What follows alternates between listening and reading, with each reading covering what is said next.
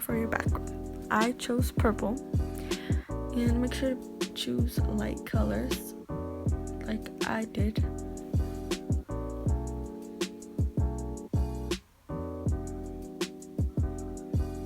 After you're done, go to stickers and search up purple aesthetic, and make sure to choose purple stickers, not any other color.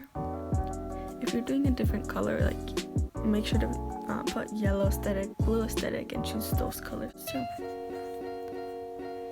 Keep up adjusting them and until you are happy with your work.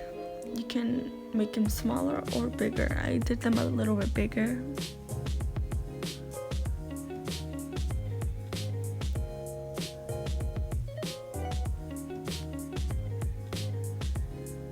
After you're done, just make finishing touches and save it to your camera. That's it.